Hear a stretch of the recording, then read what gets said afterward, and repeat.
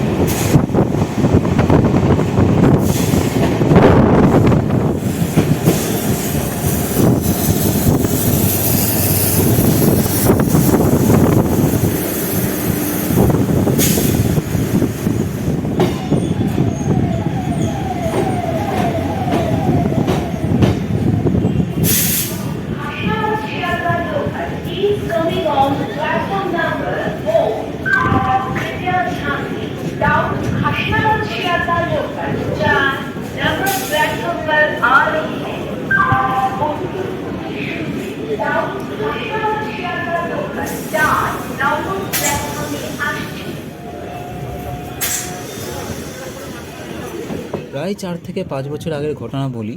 এই গাড়িটাতেই সেদিনকে আমি অনবোর্ড ছিলাম। তো গাড়ি রীতিমতো দমদম স্টেশন ছেড়েছে। দমদম স্টেশন ছাড়ার পর ধীরে ধীরে সে মেন লাইনে উঠছে এবং ভালো মতো র্যাম্পেজ ধীরে ধীরে সে তুলেও নিচ্ছে। তো কেমন ছিল সেই র্যাম্পেজ, চলো সেই র্যাম্পেজটা দেখাই যাক। তার জন্য তোমাদের একটু অপেক্ষা করতে হবে, কারণ গাড়ি এখন ক্রস ওভারে রয়েছে। গাড়ি ক্রস ওভার ফুলফিল হলেই তবেই গাড়ি সেই র্যাম্পেজটা তুলবে। একটু দাঁড়াও, দেখাচ্ছি আমি।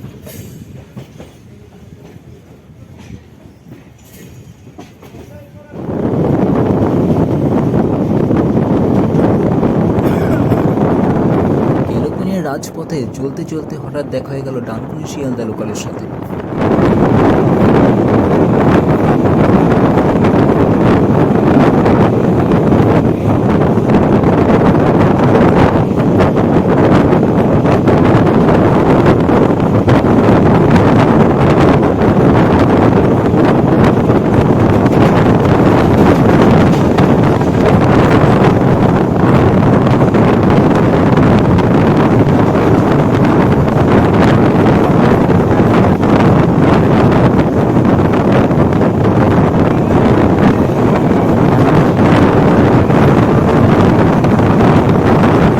র্যাম্পেজটা ঠিক এরকমই ছিল। গাড়ি হচ্ছে এখন ফুল অ্যাগ্রেশনেই রয়েছে।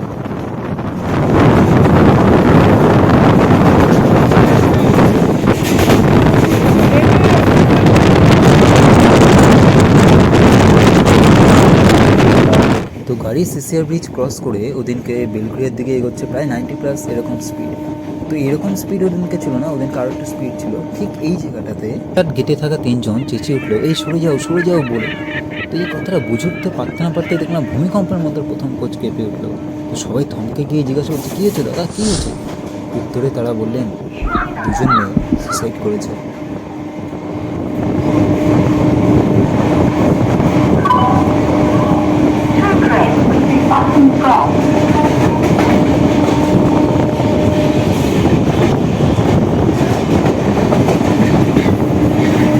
তো যাই হোক, গাড়ি মোটামুটি প্রায় 5 মিনিট মতো ডিলে নিয়ে ব্যারাকপুর গিয়ে পৌঁছালো এবং তারপর পলতা পেরিয়ে শ্যামনগর গেল, আবার বিফোর টাইম গিয়ে পৌঁছালো। তো তখন শ্যামনগর স্টেশনে স্টার্টার সিগন্যাল ছিল, তো এসএম সিগন্যাল দেয়নি, গাড়ি বিফোর টাইম ঢুকে যাওয়ার দরুন। তো আমি শ্যামনগর নেমে যাই, আমার শ্যামনগরের গন্তব্য ছিল। শ্যামনগর নেমে আমি গাড়ির সামনের অংশ গিয়ে যখন দেখি, তখন রীতিমতো আমি অবাক। সামনে পুরো বিভীষিকাময়ের মতো ছবি জাস্ট আমি দেখলাম। সামনে ওড়না জড়িয়ে রয়েছে ট্রেনের বাফারে এবং রক্তের ছাপ ছাপ রয়েছে।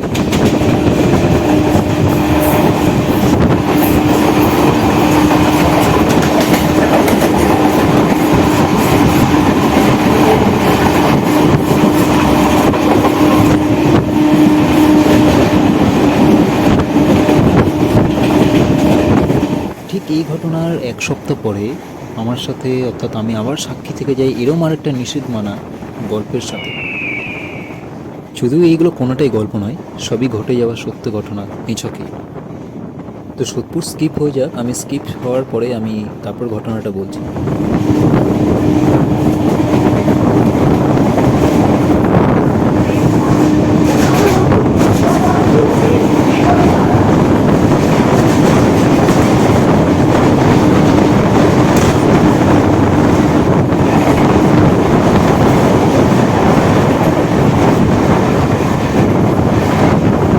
বর্ষামুখর দিনে অনেকেরই মন মজে যায় খিচুড়ি বা চপ মুড়িতে, কিন্তু অনেকেরই আবার মন মজে কিন্তু লোকাল ট্রেনের সেই বগিগুলোই।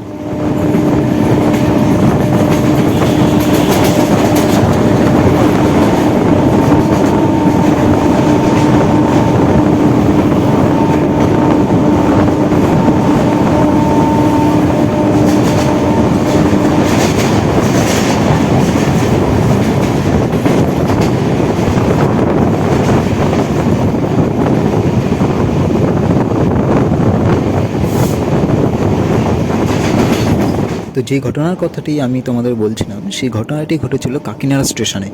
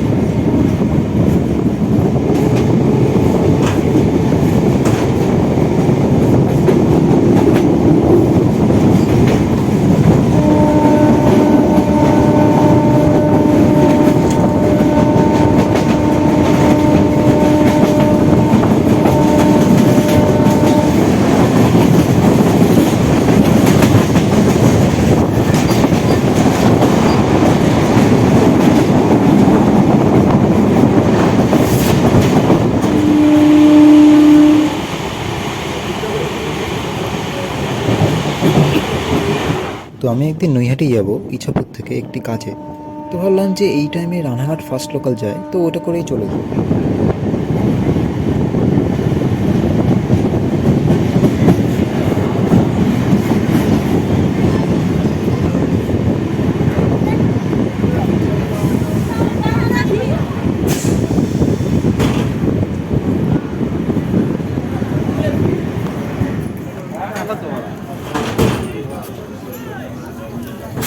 আমি ইছাপুর থেকে পলতা স্টেশনে আসি, যেহেতু ইছাপুর স্টেশনে গাড়িটি দাঁড়ায় না। তো গাড়ি পলতা স্টেশন ছেড়ে ইছাপুরের দিকে এগোচ্ছে তার গ্যালোপিনের র্যাম্পেজ ওঠাতে ওঠাতে। আর এখনও আমাদের হাতে রয়েছে ইছাপুর, জগদ্দল আর কাকিনাড়া, এই তিনটে স্টেশনে কিন্তু এই গাড়ি দাঁড়ায় না, তো এখনও তিনটে র্যাম্পেজ রয়েছে।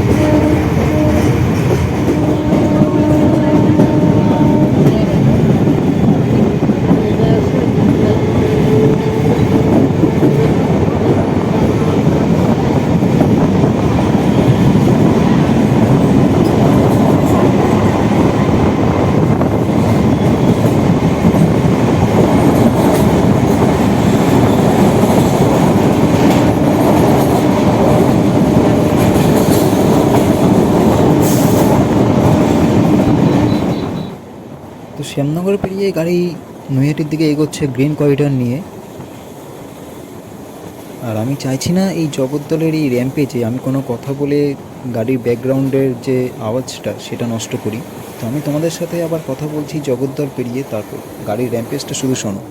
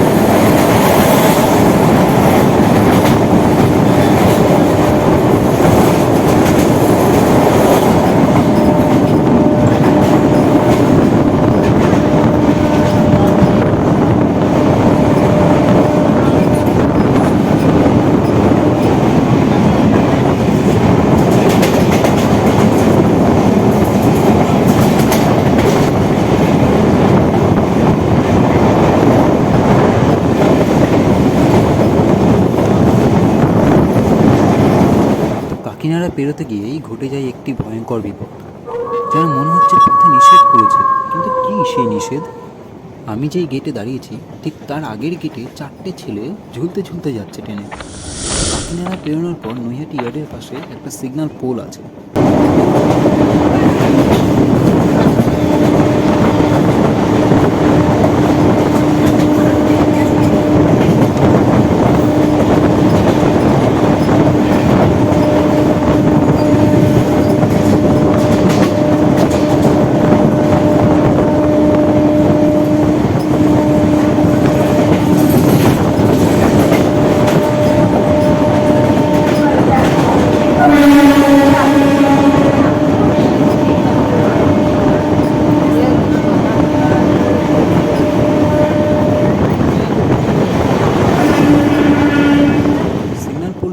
ট্রেনের বডির অংশে খুবই কম ডিস্টেন্সে অবস্থিত।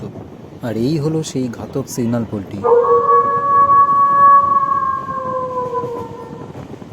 আর এই সিগন্যাল পোলটি ছিল নিচে, যেটা সে মানেনি। তো সামনের গেটে থাকা সামনের 3জন ওই সিগন্যাল পোল আসার সাথে সাথেই ভেতরে ঢুকে গেলেও শেষে যে ছেলেটি ছিল, যে আমার সামনে ছিল, সে কী ঘটতে চলেছে সেই ঘটনা বুঝে উঠতে না উঠতেই নিমেষের মধ্যে সিগন্যাল পোলটিতে বাড়ি খেয়ে পড়ে যায় আর সাথে সাথে ট্রেনের তলায় চলে যায়। নিমেষের মধ্যে একজনকে মৃত্যুর কোলে ধরে পড়তে দেখেছিলাম সেই দিন। সো আমি সবাইকে রিকোয়েস্ট করছি, প্লিজ গেটে কেউ ঝুলবেন না। কী দরকার কিছু আনন্দের জন্য জীবনটা খোয়ানোর? তো কেমন লাগলো আজকের জার্নি আর আজকের কিছু গল্প কথা?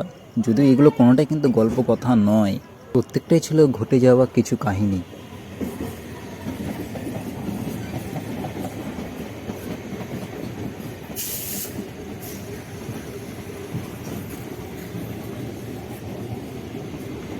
তো নিষেধ মানতে যখন বলা হয় সেটাকে মানাটা অত্যন্ত জরুরি। তোমাদের সাথেও যদি এরকম কোনো ঘটনা ঘটে গিয়ে থাকে তবে অবশ্যই কমেন্ট সেকশানে তোমরা জানাতে পারো।